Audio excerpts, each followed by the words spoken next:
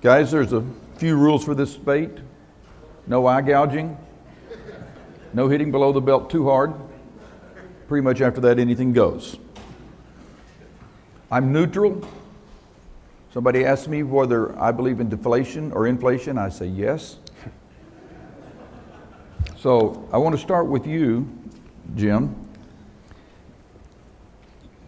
What makes you think the Fed will get out of control? You got 12 votes from the presidents who are elected by business interests. Now you've got the Fed governors who were all appointed by Obama. They're all Keynesians. I get that. But you got 12 votes on there that will stand up and will be independent. Now they'll print some, but at some point, won't they say enough?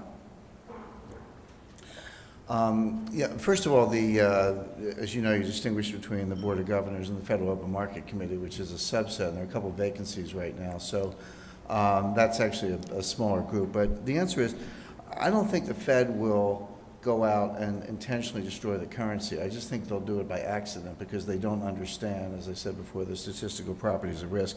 Let me give you a couple of reasons why they're going to keep pursuing that. And I like to say, you know, it's the difference between dialing a thermostat and working a nuclear reactor. You know, if the house is too warm, you can dial the thermostat down. If it's too cold, you can dial it up. You can dial a nuclear reactor up or down, but if you get it wrong, you have a catastrophic outcome. The problem is the Fed thinks they're dealing with a thermostat, so they'll act in good faith, but they're actually playing with a nuclear reactor. There are a couple of reasons why they're going to go there. There cannot be deflation of the kind that Harry's described. By the way, I completely agree with Harry's analysis. Deflation is the natural state of the world. Left to its own devices, we would be in a highly deflationary period, and that might not be such a bad thing in terms of future growth. So I agree with that, but it will not be allowed to happen for a couple of reasons. Number one, deflation destroys the banking system. The Fed was created to prop up the banks. The Fed's number one mission, number one mandate is to support the banks. People say, oh gee, if in deflation, the nominal value of debt goes up, banks are creditors, so isn't that good for them? It's good for them up until the moment of default. The problem is the nominal value of the debt goes up so high that people default. Default is an instantaneous wealth transfer from the creditor to the debtor. So the problem goes to the creditor, i.e. the banks, and they're destroyed. So the Fed won't allow it to happen for that reason. The second reason is, the problem is, imagine deflation. So I make a certain amount of money. I go to my boss, I want a raise. He kicks me out of his office, says, are you crazy? But we have deflation of the kind Harry's describing. So the value of goods and services, the price of goods and services go down. That's a real increase in my wealth. In other words, at the same nominal income, I get richer in deflation, just like getting a raise, with one difference. The government can tax the raise, but they haven't figured out how to tax the deflation. So there are no capital gains in a deflationary world. So because the government cannot tax the wealth increase from deflation, they can only tax the wealth increase from inflation. That's another reason why they would not allow deflation. You're making, I'm going to jump in here. You're making two assumptions. And I want to push this, and then I'm going to push you. Number one, you're assuming the government actually understands those relationships. I think when you're saying they have their interests, but I don't know that they totally get it. Number two, the amount of debt that gets deflated is massive. Sure. You go back to the equation that you were using. Yep. Okay, the Fed's going to have to put to, I think, under your equation, trillions on their balance sheet. Tens of trillions. Sure. Tens of trillions. Okay, I'm trying to be, but you're right.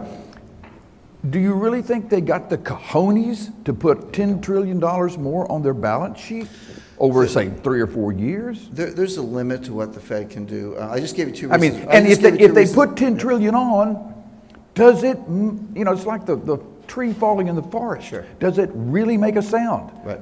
I just gave you a couple of reasons why deflation will not be allowed to occur. Now you're asking the next question, which is, okay, that's their wish list. How are they actually going to do it? Well, do they have okay. that kind of firepower? The answer is yes. What Harry's ignoring, the Fed will soon be a relatively minor player in this. The cleanest balance sheet in the world, and the one that will expand, is the IMF. They have the capacity to create SDRs in unlimited quantities, and they have a pretty clean balance sheet.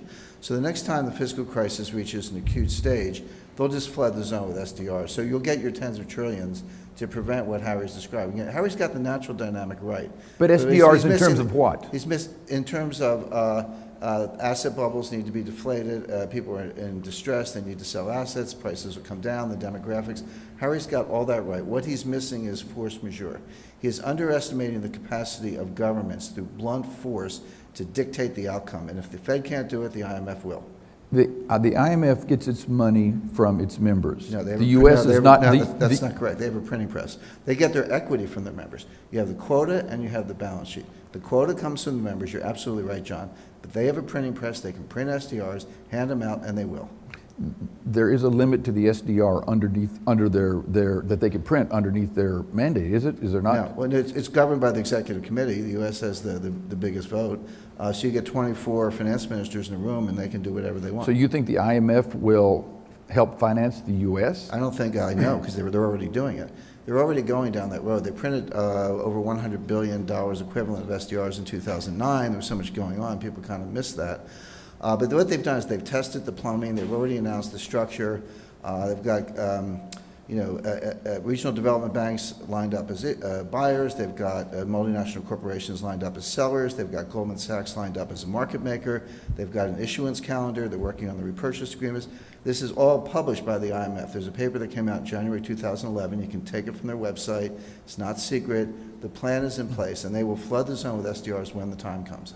And that's the antidote to what Harry's describing. Okay, one last question, and then you can jump in.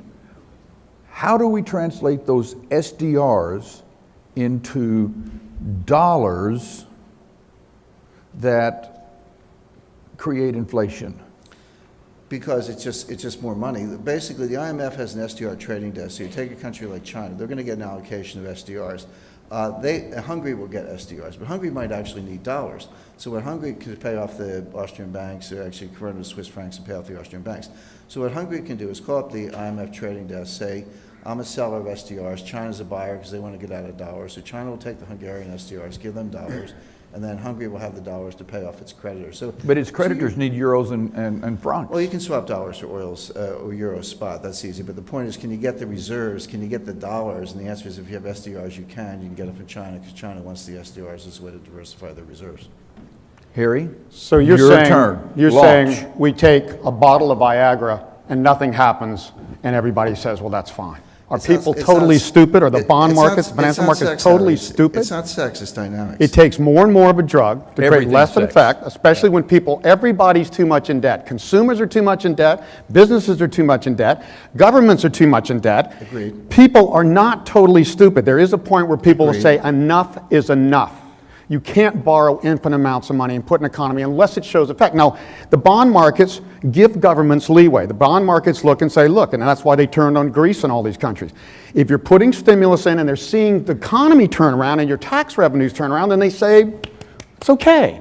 When they don't see that, I'm saying every time they do QE 1, 2, 3, they're going to get less GDP effect. You're going to get, is there a limit to how markets can go up? How high can the Dow go before the bubble bursts? How low can bond rates go?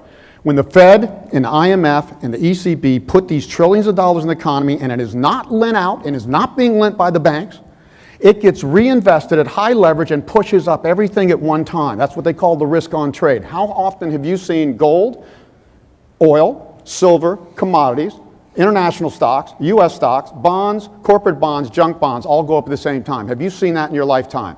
This is bullshit. This is not sustainable. Markets, they're creating such a bubble that the bubble will have to burst. Our housing bubble did not burst because our economy failed. It burst because home prices got too high for young people to buy anymore. Any market will burst if it gets high enough. So one limit, if they keep throwing trillions and trillions, you push up these markets. Next thing you know, the Dow's at 18, 20,000. Gold's at $5,000. Those bubbles are going to burst, and that destroys. How many trillions of dollars of wealth did we show? 20, 30 trillion dollars of wealth can disappear like that when a bubble bursts. Harry? So are people going to go along with that? Now, coming back to you. Working with Mr. Rickards' thoughts. I was with we'll call him senior government official with a nice drawl that I talked about yesterday. And we were talking about how you handle the deficit. And he said, well, you put the deficit on a path that gives the Fed cover to print. Looking at a Fed official, he says, and you will print, right? The Fed official goes, the hedge funds at the table go, at the very highest levels of the good guys, they're telling me they're going to print and they want inflation. What's the Fed's stated inflation target? Do you remember what it is? The 2%.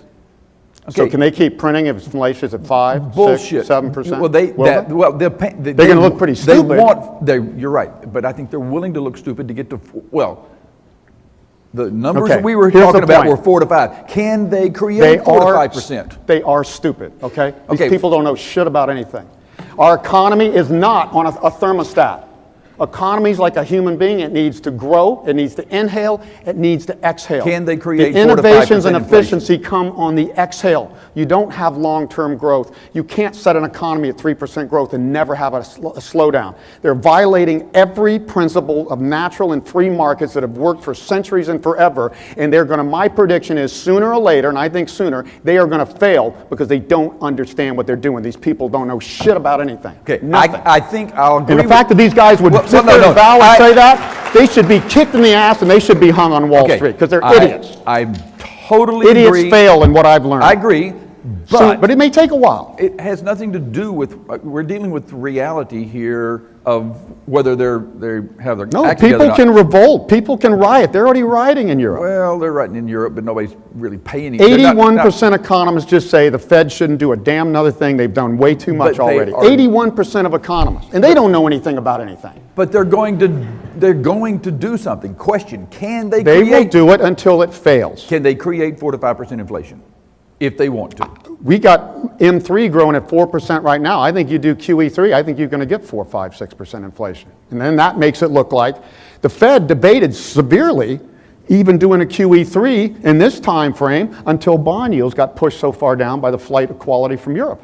They debated that because they were worried about inflation on the other side. Is 4 to 5% inflation what you think about? When you say we're going to have inflation, is 4 to 5% what you think? Or are you thinking 10, 15? Are you thinking the return of Jimmy Carter? Yeah, I think it's going to, what's going to happen is the Fed says 2, they're shooting for 4, they'll get the 4 and then it'll gap up to 9 or 10. The thing is money printing. Now, is the economy going to grow in that scenario? Not, Then they fail. If the well, economy doesn't grow, you have 10% inflation, they failed. And people are going to say, guess what? You guys failed. We're not voting for you, you're not supporting you anymore. If we have to riot in the streets to make the point, Did we will. riot 1970s?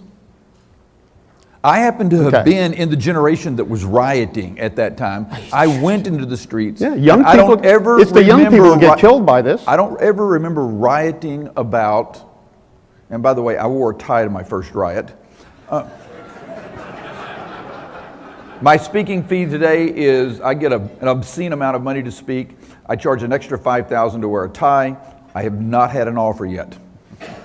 But you can keep the tie. So I was a polite rioter, but it was about Vietnam and other stuff that we cared about back then. I don't ever once remember rioting or going into the streets about Fed policy and inflation. Well, they're rioting in Europe right now. But the young people, not about ECB young people policy. okay. They're writing about austerity, and that's a different thing. Who is gaining from this inflationary policy? I'll tell you who. The money's going straight to the banks, keeping them from going under. The ones that created this damn crisis, and the top 1%, a lot of people in this room, that did so well from the bubble, they're getting all the benefits. The middle class is getting nothing here. Their home price is not coming back. Their mortgage is not getting written down to real value. They're underwater, and they see no prospects. The baby boomers are staying in the workforce longer because they can't retire. The young people can't get a job. 50% unemployment in Spain. People leaving Spain. People leaving countries. Young people will riot at some point. It's the young people that riot, not the old people. The old people are sitting on assets praying for inflation. Young people riot, but smart young people leave.